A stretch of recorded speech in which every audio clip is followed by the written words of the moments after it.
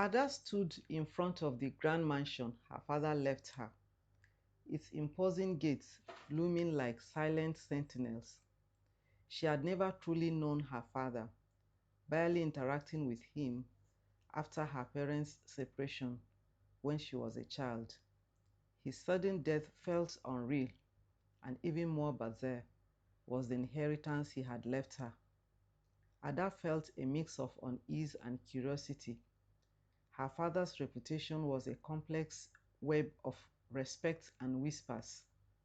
To the world, he was a successful businessman, but rumors of shady dealings were constant background noise. Now it was all hers, his wealth, his secrets, and the mystery of the life he had lived.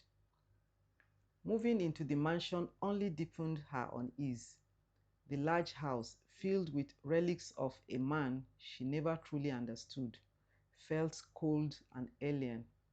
Her first few days were quiet, but as she settled in, small audits began to surface.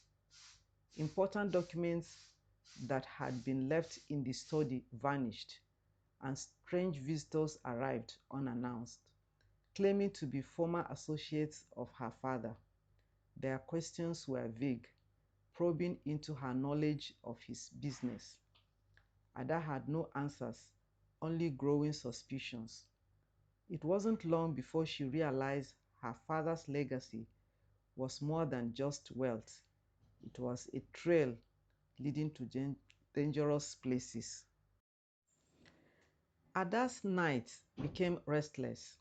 She often heard footsteps in the hallway outside her bedroom, but every time she went to check, she found nothing.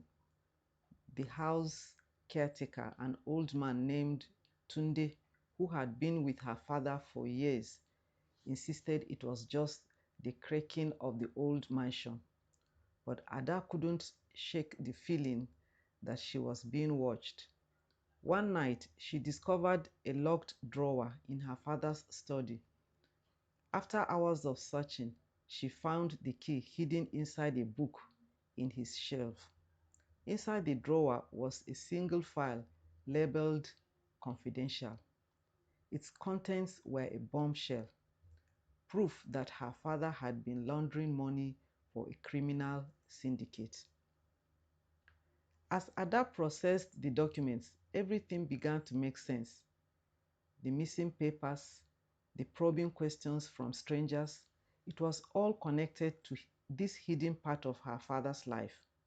Before she could decide what to do next, her phone rang. An unknown number. "Stop looking into your father's affairs if you want to stay safe," a voice warned. Ada's heart raced. Whoever was calling knew about the documents. She realized that her life was now intertwined with her father's secrets. The more she uncovered, the deeper she sank into a dangerous game she didn't know how to play.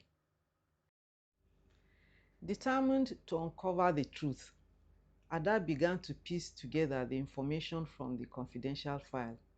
It revealed names, powerful individuals tied to a web of corruption, including some of her father's closest business partners. She contacted a lawyer friend, Tolu, for help.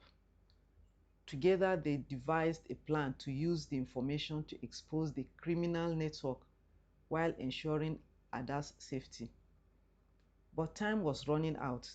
The strange occurrences at the mansion intensified.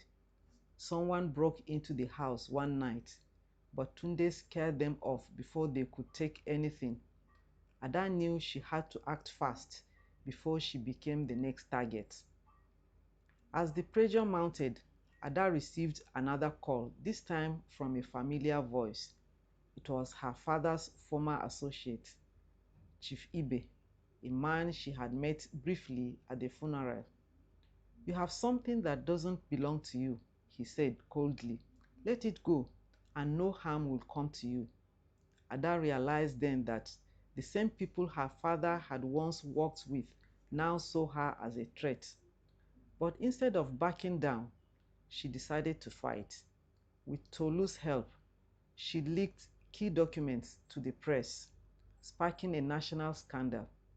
Chief Ibe and his allies were exposed, and Ada, though forever changed, had survived the dangerous legacy her father left behind.